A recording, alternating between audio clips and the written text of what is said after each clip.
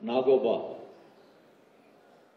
అక్కడ అడవి బిడ్డలతో మాట్లాడుతున్నప్పుడు ఉప ముఖ్యమంత్రి గారి గురించి ఒక మాట అన్నారు. మన భట్టి గారు వట్టిగా రారు, గట్టిగా సాయం చేస్తారు అని. అలాంటి తెలంగాణ రాష్ట్ర ఉప ముఖ్యమంత్రి వర్యులు గౌరవనీయులు భట్టి విక్రమార్క మల్లు గారి సందేశం.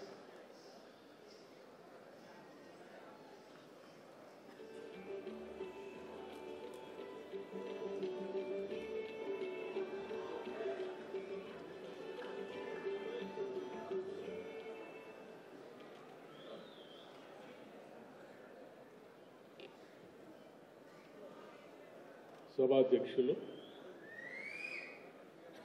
సోదరులు, రాష్ట్ర మంత్రివర్యులు శ్రీ జూపల్లి కృష్ణారావు గారికి, రాష్ట్ర ముఖ్యమంత్రి వర్యులు శ్రీ రేవంత్ రెడ్డి గారికి, పద్మ విభూషణ్ అవార్డు గ్రహీతలు పెద్దలు శ్రీ గౌరవ వెంకయ్యనాయుడు గారికి, అట్లాగే మరో పద్మ విభూషణ్ అవార్డు గ్రహీతలు పెద్దలు శ్రీ చిరంజీవి గారికి, నాతోటి మంత్రివర్గ సహచర మిత్రులు శ్రీ కోమటిరెడ్డి వెంకటరెడ్డి గారికి, అట్లాగే మరొక మంత్రివర్గ సహచరులు శ్రీ పొంగులేటి శ్రీనివాసరెడ్డి గారికి, రాష్ట్ర ప్రభుత్వ సలహాదారులు శ్రీ వేము నరేందర్ రెడ్డి గారికి, పద్మశ్రీ అవార్డు గ్రహీతలు శ్రీ వేలు ఆనందాచారి గారికి, శ్రీ దాసరి కొండప్ప గారికి, శ్రీమతి ఉమామహేశ్వరి గారికి, శ్రీ గడ్డం సమ్మయ్య గారికి, శ్రీ సోమలాల్ గారికి, శ్రీ కూరేళ్ల విఠలాచార్య గారికి, అట్లాగే వేదిక మీద ఉన్నటువంటి మా చీఫ్ సెక్రటరీ శాంతి కుమార్ గారికి, ఇతర ఉన్నతాధికారులకి, కార్యక్రమానికి మీరు చేసినటువంటి ఇతర సహచర మిత్రులకి, పెద్దలందరికీ కూడా ముందుగా నా హృదయపూర్వకమైనటువంటి నమస్కారం.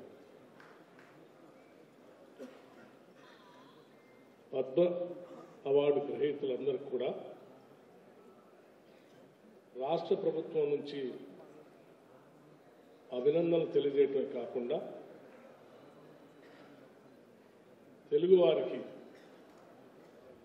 ఇంతమందికి భారతదేశం గర్వించదగేటువంటి అవార్డులు పొందటం అనేది ఈ రాష్ట్రానికి గర్వకారణంగా రాష్ట్ర ప్రభుత్వం భావించి ఈరోజు వారిని గౌరవించుకునేటువంటి కార్యక్రమాన్ని రాష్ట్ర ప్రభుత్వం నుంచి ఏర్పాటు చేయడం జరిగింది. పద్మశ్రీ అవార్డులు పొందినటువంటి వాళ్ళందరూ కూడా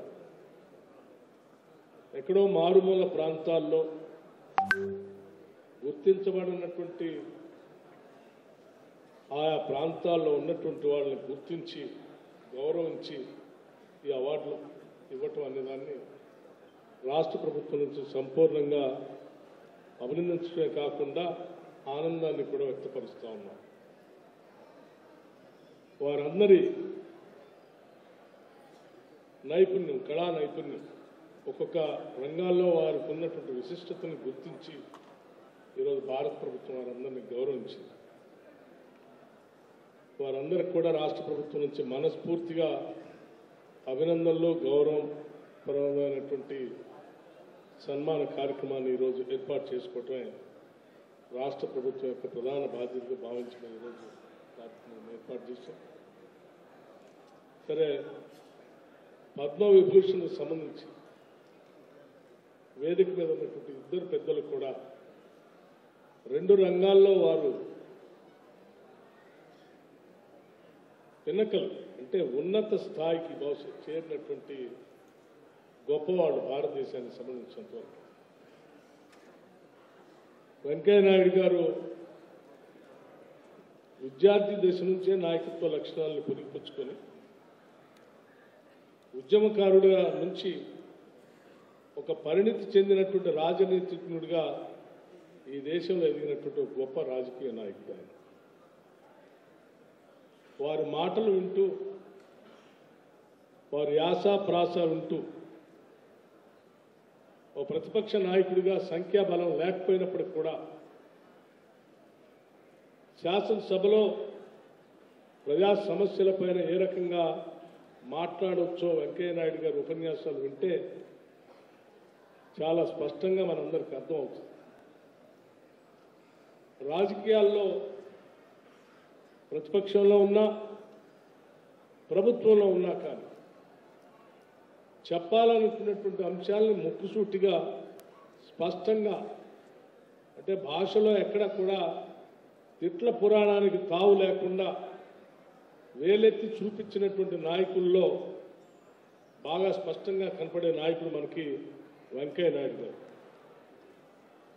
వారు ఇక్కడ శాసనసభలో కానీ, లేకపోతే పార్లమెంట్లో రాజ్యసభలో కానీ, లేకపోతే సభా నిర్వహణలో కానీ, ఉపరాష్ట్రపతిగా రాజ్యసభని నడిపించేటువంటి కార్యక్రమంలో కానీ రాజకీయాలకు అతీతంగానే వారు నడిపినటువంటి హుందాతనం నిజంగా మనందరికీ, మా అందరికీ ఆదర్శవంతంగా ఉంటుంది, ఉండాలని కూడా నేను బలంగా కోరుకునేటువంటి వ్యక్తిగా శ్రీ వెంకయ్యనాయుడు గారికి పద్మ విభూషణ్ రావటం అనేది మేమందరం చాలా సంతోషించినటువంటి విషయంగా ఈ సందర్భంగా రాష్ట్ర ప్రభుత్వం నుంచి మనం చేయదలుచుకున్నాం.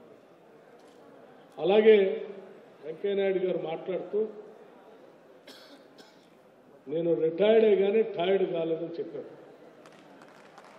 I'm retired but not tired అంటే నిజంగా వారి విజ్ఞానం, ముఖ్యంగా ప్రజాస్వామ్య దేశంలో రాజకీయ పార్టీలు ఏ రకంగా ఉండాలి అని చెప్పే దాంట్లో వారి నుంచి చాలా అంశాలు నేర్చుకోవాల్సిన అవసరం ఉందని భావిస్తూ ఉన్నాను నేను.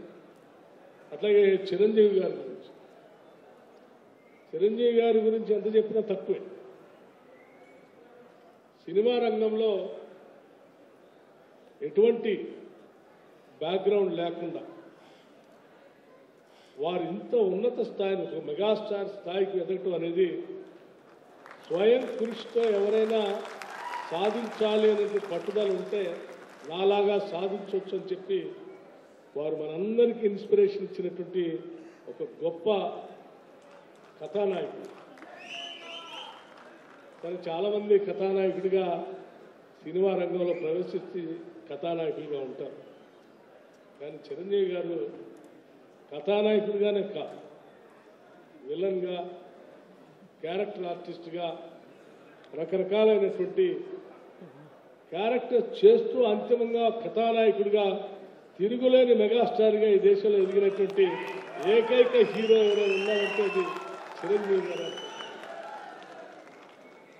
సమాజంలో ఉన్నటువంటి అనేక పాత్రలు, స్వయం కృషి లాంటి సినిమాలో కానీ, ఊరికిచ్చినటువంటి మాటల్లో ఒక కథానాయకుడి పాత్ర కానీ, లేకపోతే రకరకాల, అంటే సమాజాన్ని స్ఫూర్తిగా తీసుకొని ముందుకు నడిపించడానికి పనికొచ్చేటువంటి అనేక పాత్రలు పోషించి వారు గొప్ప స్థాయికి ఎదిగారు.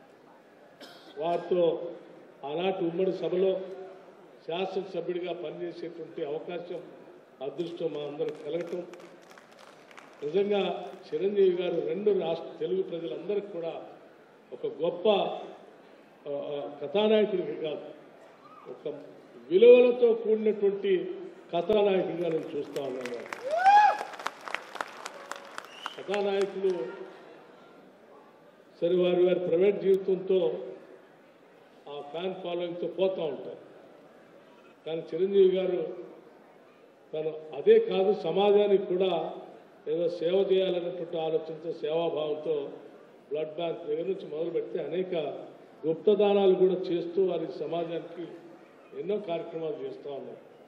ముఖ్యంగా మదర్ తెరీసా గురించి వారు చెప్పినటువంటి మాటలు కానీ ఆ విగ్రహావిష్కరణ చేయాలని వారు చూపించినటువంటి పట్టుదల కానీ అవన్నీ చూస్తూ ఉంటే I have to give something to this society అని చెప్పి వారిలో ఆ కనపడేటువంటి తృష్ణ తప్పనిసరిగా ఈ రాష్ట్రంలో కాదు, దేశంలో ఉన్నటువంటి కథానాయకులందరూ కూడా వారిని ఆదర్శంగా తీసుకొని ముందుకు పోతే ఈ సమాజానికి చాలా మేలు జరుగుతుందని నేను భావిస్తూ ఉన్నాను. వారికి వచ్చినటువంటి పద్మ విభూషణ్ ఇంకా ఇటువంటి అవార్డులు ఎన్నో దేశం గర్వించదగినటువంటి కథానాయకుడైన వారికి ఇంకా ఎన్నో అవార్డులు ఇటువంటివి రావాలని నేను మనస్ఫూర్తిగా కోరుకుంటూ, అట్లాగే చిరంజీవి గారికి అట్లాగే వెంకయ్యనాయుడు గారు ఇద్దరు కూడా వారిద్దరి జీవితాలు మనందరికీ రోల్ మోడల్స్. రెండు రంగాల్లో, అటు రాజకీయ రంగంలో ఇటు సినీ రంగంలో అన్ని రంగాల్లో కూడా వారిద్దరి జీవితాలు ఆదర్శం అని చెప్పి మీ అందరికీ నేను మనవి చేస్తూ, నేను మరొకసారి పద్మ అవార్డు గ్రహీతలందరికీ కూడా నేను మనస్ఫూర్తిగా అభినందనలు తెలియజేస్తూ వారికి సన్మానం చేసేటువంటి ఈ కార్యక్రమంలో అవకాశం రావటం కూడా మా అదృష్టంగా నేను భావిస్తూ ముగిస్తూ ఉన్నాను. Thank you.